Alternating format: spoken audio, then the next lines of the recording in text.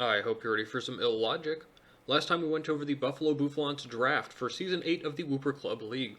Please go check out that video first if you've not done so already, as we went through our team members and the cool synergies they share, including the first Big Zero Aura and standouts like Latias, Tapu Bulu, and a small Hail Core. This time we're going to go over our Week 1 matchup with Zach and his Summit County Psyducks. Timestamps for the team builder and battle will be in the description. Zach is someone I have a storied past with in the league, losing to him in the Season 5 VGC season, and then again in embarrassing fashion on this very channel in Season 6, though a 6-0 gym defense in Season 7 at least netted me something over him. He's got a weird record in the league, defeating many of the top teams but falling to many middling teams too. It's tough to figure out where he belongs. It's time for revenge, so here's the team we're trying to maneuver through. Espeon Galvantula, his first pick in Garchomp, Leafeon, our friend from last season, Silvally, Quillfish, Mandibuzz, Clefable, Lapras, Whiscash, and Registeel. Very good team, very fat team with lots of versatility offensively and defensively. Garchomp sweeps unexpected teams with ease, even worse for me if he's packing poison coverage for my only real answer in Tapu Bulu. Scale Shot and Swords Dance are one heck of a combo. Clefable can do most anything, from Cosmic Power to Calm Mind to Wish Teleport to Trick Sticky Barb to Physical or Special Wall. Truly a pain with great typing that all but forces me to bring Nidoking. Silvally can do literally anything. It's the first time I've had to prep for a mon that can be whatever typing he desires, and we can go a little bit into what he may want that type to be. The team is overall slow, but Galvantula comes packing Sticky Webs, definitely a big deal for his mid-speed mons like Silvally or Garchomp. The rest of his hazard control is great too, the offensive Espeon bouncing back hazards and firing off Psychics from base 130 special attack, as well as Mandibuzz to defog and wall most mons in the game with a unique typing. Registeel is a very reliable rocker that can also set up and win itself with Curse or Iron Defense and Rest, while Quillfish gives Spikes access and tons of versatility. Solid team overall, though not every member can come. Whiscash, for instance, is not a real mon, though I do have a soft spot for it. Dragon Dance Dual Stab is neat, but probably not against a Tapu Bulu among many others. Quillfish actually struggles quite a bit too, considering I have many faster taunt users and too many ways to slap it hard, even factoring in Intimidate. The rest of his team I think has a much better chance to come, and it's actually a little tough picking out specific threats he's going to leave. I'll say Galvantula stays behind, but caveat that with the power of Sticky Webs against a faster team like mine, though I don't think you'll want any reason for Zero Aura or others to swap in for free. Lapras, I'll say, stays behind for a similar reason, as Zero Aura and Bulu hit it super hard with Stab, and plenty of others take advantage of it, though it is a nice answer to the Hail Core with a 4x resistant Blizzard and Water Absorb for Vicious Rend. Finally, I think Leafeon has a place here as a resist to the aforementioned Zero Aura Bulu combo, as well as a Vicious Rend resist, but Grass as a whole isn't doing too much else for him, and the move pool of Leafeon starts to show a bit when looking at other options. That leaves the 6 he may bring, and I think we'll start with Mandibuzz. This is a classic bond for Zach, who used it last season quite well. It can roost stall for days, U-turn for momentum, toxic my fat ones, or ruin setup with taunt, even click knockoff to ruin me, or hit hard with foul play or brave bird on the right targets. Most importantly, it's a great defogger, and there's a chance you could be scared of Quabalion or Nidoking bringing the hazards. Next we'll say Registeel, which, as mentioned before, has the potential to win on its own. Leaving behind Rotom could lead to a body press victory, and I can't exactly toxic it either, and burn can be alleviated with rest. Reliable stealth rocks are also quite possible, and I don't like the constant chip it can get on me, nor the ability to take advantage of grassy terrain. Espeon is his fastest threat, speed tying my Latias and only being outsped by Zero Aura, Arc Division the Hail, and Scarfers. Psychic hits most of my team hard, and Obstagoon can get manhandled by a boosted Dazzling Gleam, with Latias taking sizable chip for it too, not to mention the possibility of switching in on hazards to bounce them right back. Silvally can do anything, but typings that stand out to me are Ground and Electric, both great offensive typings that resist or are immune to Zero Aura's electric moves. Multi-attack is not subject to grassy terrain's neutralization of Earthquake, and could allow it to become a bona fide Zero Aura check, also naturally taking less from knockoff because of Arceus system. Scarf could be neat too, but I think the knockoff resistance and the ability to check a big threat like Zero Aura is too valuable to him. Clefable is always a problem, and will force me to bring some big hitters that can do more than half to it, to make sure I can actually chip it down well enough. Gotta be wary of several sets. Finally, as mentioned, Garchomp with Scale Shot has become absolute bonkers and almost impossible to check. Rough Skin Chomp with Sword Stance, Scale Shot, Ground Move, Poison Move seems not only likely, but liable to sweep my whole team with ease. It's not all hopeless, of course, but my options aren't totally open. Flareon doesn't have a home here, really, even with me predicting all 3 of his water types to ride the bench. Espeon outspeeding means they go about even. Garchomp resists fire and hits back with ground moves. Clefable can soft build off repeated flare blitzes. Mandibuzz can too and is liable to run Helmet. Even Registeel can shrug off flare blitzes if it has an iron defense up. A defensive Willow-Wish set has some merit, but I think I'm going to have to pass. Cramorant isn't great here either, as it too struggles to break through things like Registeel, Clefable, or Mandibuzz without a lot of help, and doesn't have the bulk to wall up on Espeon or Garchomp, among others. Those are definitely the worst two, with the rest having at least some merit. Rotom could serve as an immunity to Body Press and Volt Switch on most anything, but it isn't quite strong enough or bulky enough to break through Mana Buzz or tank hits from a burned +2 Garchomp, leaving a slightly inferior choice to the rest. The last two to leave on the bench are super difficult to determine, as the rest can each provide critical roles to the team. Obstagoon, I decided, was a slightly inferior breaker, not quite outspeeding the things that need outsped, or not doing quite enough damage to break through the walls, not to mention the potential for Savali to swap in on a knockoff with ease and risking the speed ties. Obstagoon will get its time in the sun later for sure, as will the final surprising pick to leave behind in Latias. My 160-point Mon bargain was originally on the team for defog, but with all these fat walls that could end up crippling me with T-Wave or prevent me from setting up in other ways, it's tough. Clefable is a fantastic check, but Trick is a risky way to beat it. Registeel can rest off my moves pretty easily unless I boost. Garchomp can boost speed easily with a Dragon move. Again, there's plenty of merit for Latias for its sheer speed and power, but I don't necessarily like the prediction game with his top 2 point mons being Dragon and Fairy. It really makes the matchup for my Jet Plane awkward. That means we're going at it with these 6, and I feel pretty good about what I've put together here. The main reason for that is this team makes full use of the speed advantage I have on my opponent this week. His fastest mon is 110, and there's a solid drop-off in speed after Silvally. That's an equation for 5 offensive boosting natures, all of which can help me break through his terribly annoying walls. Take the 0R for instance, an easy call to run Adamant this week, though Grass Knot had plenty of merit for a potential ground Silvally. EVs are easy, speed for max speed, Espeon, and otherwise max attack, and an HP value to take advantage of Grassy Terrain's 1/16th recovery. Plasma Fist runs House through his team minus Garchomp, Leafeon and a perfect Silvally, which also takes the knockoff I'm running too, though Garchomp struggles mightily with Play Rough. Volt Switch is a nice neutral pivoting option if I don't think he's going Garchomp and I need to get out of dodge, with Boots as an excellent complement to the pivoting against potential webs and other hazards I think he should bring. Without Latias, hazards become much scarier, as I don't have any removal this week.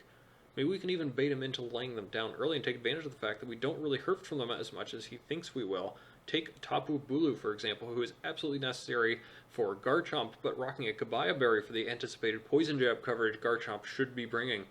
Grassy Terrain also passively heals my team, which can help them recover more easily from any hazard damage, even without Boots on itself. Max attack helps Bulu break speed for Clefable at -1, and the rest in HP for overall bulkiness. Swords Dance is the set I'm running this week, as I wanted at least one setup option to threaten the walls. Hornleech helps us if we need to tank a hit, and close combat is awesome coverage with the Leech for especially Registeel. Toxic is a nice catch-all too, as hitting something like Garchomp or Savali or especially Amanda Buzz could win us the game. It's a necessary piece that can either fire off a move or stay in and threaten. Very pleased with the set, and its very necessary partner is Nidoking, with incredible coverage in 3 moves to hit Clefable, Registeel, and Garchomp with Modest Life Orb Sheer Force super effectively, and sub up to set up those KOs. The plan is pretty simple: drop in Nidoking on something like Clefable, set up, and claim a KO. Whether breaking down Amanda Buzz, cleaning up Registeel, or forcing out Clefable every time, I'm excited to see the work Nidoking can put in this week, especially since I don't foresee Calm Mind, Clef, or Amnesia Registeel, considering my physical presence. Modest for damage output with HP for Grass Terrain, speed for Clefable at -1 yet again, meaning I don't care too much about webs. If I do see that Calvantula, or maybe even regardless, I can lead with Vanillix, the ice cream cone, coming in with a Moss Nature yet again, and HP for Grassy Terrain again too. The constant chip from Hail aside, Blizzard is strong and nukes everything but Lapras and Registeel. You know, I'd love to set up Veil on them and taunt to make sure they can't rest up on me or status my team. Ice Heart is a last-ditch move to take out the Garchomp if it gets out of hand, or maybe clean up an Espeon that took 85% from my mons, or something like that. Straightforward mon, Light Clay and Veil is super important if I want to tank any hits from Garchomp or Espeon and make dealing with them much easier.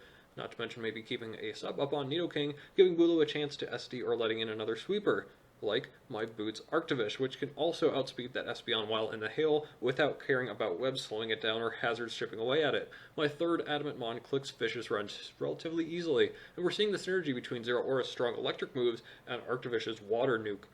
Lapras is the #1 answer to punish me with Water Absorb, nullifying my move entirely. However, Super Fang is a super neat option to punish a possible swap-in by bringing it to half immediately. Without a choice item, I'm still free to follow up with my rock coverage and just ruin its day. Icicle Crash rounds out the coverage, hitting Garchomp and avoiding Rough Skin, as well as Rocky Helmet from things like Mandibuzz if needed. Really cool mon, 2 KOs basically the whole team, and Oko's quite a few too, thanks to Fisher and going up to base 170 when moving first. It's oddly bulky too. I can see opportunities for it to come in even outside of Hail against his lower threats, and that's why I had to bring my 60-point Arctivish week 1. Of course, these sets are overall pretty straightforward, so let's finish it off with the Air Balloon Cobalion, a set that I thought was super original until I saw another Draft League user follow and use it in his game too. Shout out to Under the Radar there. Of course, I have a balloon on mine to double down on the ground immunity, as this will prevent webs or spikes damage, super important as I have speed for Garchomp. Yes, this is mostly intended as a Garchomp check, as with a balloon, I'll be immune to not only his ground coverage, but also his anticipated poison coverage that would otherwise ruin Bulu, as well as potentially webs. So if I have Bulu in against Garchomp, I can pretty easily go into Cobalion to take the poison move. He can hit back hard. If I'm on the front foot, however, I can preemptively Swords Dance as he tries to break the balloon with a Scale Shot that speeds him up, but I resist that move and can just Magnet Rise up too if I'm not OHKOing. Of course, in the grassy terrain and or behind screens, I can probably just survive any hit anyways. Oh yeah, and that defensive core of Red Clefable and Registeel hit super effectively by my stabs, and excellent neutral coverage overall. That's the idea of the team, I suppose. Boost up on stall mons, or just break through them with offensive natures, and for faster threats, I can either outspeed or hide behind grassy terrain and screens to outtrade them. Another important factor here is the speed and power my team has without any choice items at all. Yep, no choice items, and I'm pretty happy with that too. I still have 2 ways to outspeed his whole team without a Scarf, power through his team with Adamant and Modest Natures, plus 2 Swords Dancers, and most importantly, I can accomplish this without being locked into any moves. I feel like I got taken advantage of last matchup against Zach because Magnus and Dragapult were locked, and he ran Protect on a couple key mons that ruined me with the easy follow-up reads. This time I'm ready, with moves to punish Protect like Substitute and Swords Dance plus Vanillix with Hail Chip, Taunt to stop Protect, and Veil to make the follow place easy. Cool team we put together, let's see if we can finally take down the Psyducks. Heading into the match, there are in fact 2 differences from the 6 that I had predicted. The top 4 got correct, but instead of Registeel and Mandibuzz, we've got a Galvantula and Quillfish, a much more offensive duo with webs and spikes instead of rocks and defog. My game plan coming in was to always lead Vanillix if I see a Galvantula, so let's start off the season. Good luck to Zach. He does in fact lead Galvantula as expected, and I'm very glad to have Boots and a Balloon on some members of the team. And of course he is just going to lay down sticky webs without any defensive investment. This should just go down every time, and it does. Decent roll. Didn't even need to break Sash with a Hail KO. It just goes straight down for the first KO of the season on turn 1 for the Ice Cream Cone. It's a nice start, though I know the whole point of leading that mon was to suicide with webs anyways, and I think we all have a good idea how significant webs can be, especially when you see a strong mon like Silvally Fire come out. I had a little suspicion that Fire had a shot. Ground Electric were the ones I pointed out, but I think the next tier down I was suspecting were Grass and Fire. This is definitely the offensive option, because if you look at the team I brought, I didn't pack a single Fire Resist, mostly on account of him not having natural Fire types. Of course, this presents a slight problem. Vanillix outsped, and I'd like to save the Hail for later, so I decided to take advantage of it while it's up. Arctovish, by mirror of its water typing, is neutral to the hit, and can then outspeed everything for some big damage. So, let's say, it do still take over half from the Silvally, and what a pain to deal with, something so big and so offensive, for sure. At least got a little bit of Hail Chip, and that can add up quite a bit. The easy button to press here is definitely Fish's Rend. He does still have a pretty obvious switch in, even without Lapras being here, but this Silvally is way too big of a threat right now. I don't think I can afford to just click Super Fang and risk this thing sticking around any longer than I want, so Fish's Rend it is.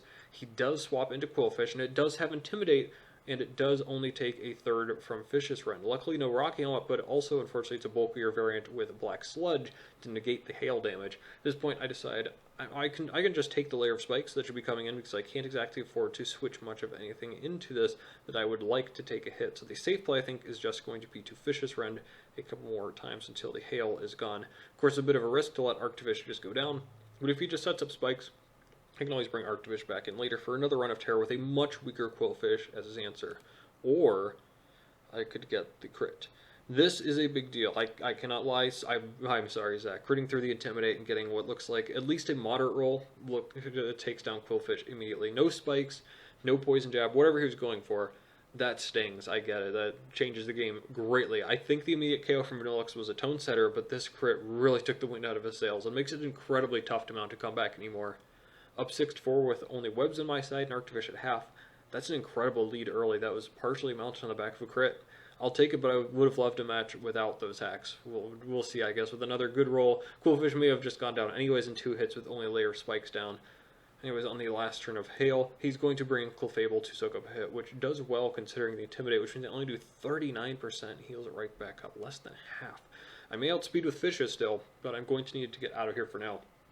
And luckily, Nidoking provides the perfect switch with Arctovish still applying some pressure later. It's a good thing too, considering Flamethrower comes out from Clef and burns the Nidoking. A little more hacks, but that doesn't nearly equal the good luck from the crit a couple turns prior. Sludge Wave is an incredibly obvious way to take out Clef right now, but I'm scared of a switch, particularly into Garchomp. So let's just sub up and be safe. Yeah, it's probably the only sub I get off this game thanks to the Vern, but I need to keep the pressure up, I think, or take advantage of what the pressure I got from, again, that turn 1 KO as well as the crit. Espeon comes in and, nothing really Oko's Espeon. It's a pretty good idea to get this chip on it from a Sludge Wave, so I'm just going to do that. Well, it's a little bit more than chip, as it brings it down to 16% as my sub goes down, and it heals back up a little bit from lefties, too. No reason to sack this Nidoking. I have a good feeling about Arctivish putting in some more work here. Nidoking could be saved for later for that Clefable, potentially. So let's just go into the Vanillix and take the incoming Psychic to nullify that Leftovers recovery with Hail. Now, while I do only take 47%, that Spadef drop ensures I can't just click Blizzard and nab a KO on something. Surprisingly, however, I like the damage from Ice Shard here. It looks like without investment, Espeon is still taking 21 to 24% from the priority move. Shout out to the surprising base attack of Vanillix. I don't even know what it is, but even if I don't get the favorable roll, Hail can take Espeon out and let Arctivish in for free. Seemed like worth the risk. We got the roll. Espeon, the threat, is down, and that only leaves 3 Mons left. And just like last time Vanillix claimed a KO, it is Silvally Fire's turn to come in and hit something.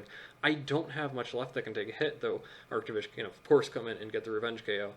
Looking at Calcs, I think Zero Aura can at least take a hit from Silvally and outspeed afterwards thanks to Boots. I will probably take quite a bit here. And with Hail, yeah, the multi-attack does quite a bit. And with Hail, yeah, there's no chance I can live another one. Not at all. But Plasma Fist seems like a pretty good option here.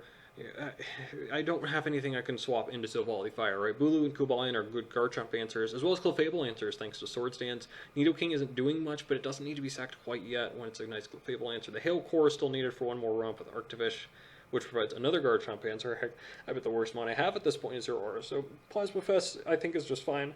I still don't have the defensive answer to this mon. If Garchomp comes in, I can at least tell if it's scarfed by the Hail Chip. Neither player off of Outspeed or go straight into Cobalion otherwise. So Plasma Fist connects into the Silvally, does over half. That's totally fine. Zero Aura is the first to go down this season without a KO to its name, but that's a sacrifice I'm okay with making right now. I do still have a whole other turn of Hail left too. I think we can take advantage of that with a free Vicious Rend. Arctivish is in, Vicious Rend, go Burr. Clefable comes in, well, it does take a hit. I now do 60% because I don't have the Intimidate factor anymore. I got the EVs to outspeed Clef if it doesn't have much itself, so it's an easy decision to just stay in and claim Clefable's life and go up 5-2. Hail has run out, and Silvally is in yet again to claim something. You know what that means? I'm sorry, Vanillix, but your time has come. Let's get some more Hail going now. Vanillix, the Patriot, sacrifices its life for the cause, and also that means that Silvally, Arctivish, and Vanillix all have 2 KOs each. Let's change that right now. Arctivish can come in and clean it up with relative ease. Vicious Rend comes out, hits the Garchomp for a huge amount, and a second one will come out too after a little deliberation about a Scarf to take it down, which means Silvally will fall soon too. If Silvally had stayed in, Icicle Crash would have claimed Garchomp the following turn. If Garchomp were Scarfed and took me down with EQ, Cobalion just wins right after. If with Scale Shot, then with Bulu could have gotten the KO into Silvally instead. The game was in a lockdown position, but in the end we got a 4-0 win to start the season. GG's to Zach. Sorry about the serious hacks turn 4 with that Vicious Rend crit into Quillfish. That one definitely mattered. Let's go in depth though. He eventually did his job. He got down webs. Surprised about no Sash, but I suppose the threat of Hail stopped that idea in its tracks. Quillfish was supposed to be a Bulu check, but it needed to wall Arctivish a little bit there too. The crit really sucked, as I'm assuming it was going to set up more hazards or hit Arctivish with a poison jab to bring it into range, where it would have at least gone down to Rough Skin and Garchomp later. It should have put in more work, but it going down really opened up the rest of the team. Espeon was strong, and I didn't have much of an answer to it, but I was quite surprised by the lefty set instead of Scarf or Specs. Glad I got the Vanillix roll. That was pretty important to take care of. Clef could have maybe come in after the Quillfish Intimidate, but the crit was impossible to predict. It was indeed a fat mon, but I think I prepared well with a plethora of ways to just nuke it.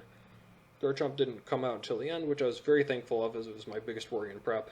Silvally Fire ended up being a great bring. That plus webs formed a very effective offensive lane. That was thwarted by my MVP item choice. On my end, Cobalion and Bulu didn't even have to come out, and I'm quite happy I didn't have to end up relying on their setup. Zero Aura did its job, thanks to Boots allowing it to get off the important chip on Silvally that could have allowed things like Cobalion to KO it later if needed. Nidoking also did his job, bringing Espeon into range of Ice Shard and taking just enough pressure off the Vish. Vanillix was awesome, picking up 2 KOs and setting up Hail 3 separate times, each time resulting in Arctivish outspeeding something it wouldn't have otherwise, and leading to at least 1 KO.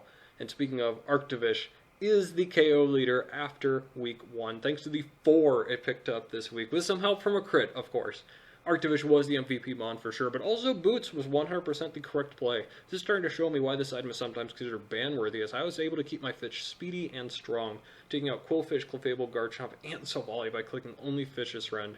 Vanillix facilitated Arctivish and got 2 KOs on its own, so the Hail Core basically carried the Week 1 victory, and it only cost me 140 points between the two of them. Fantastic start to the season with revenge for our Season 6 loss. We'll see if we can keep up the momentum against the 0-1 Close Combat Club, another team I've struggled with in the past but have started to get the better of in recent times. See ya.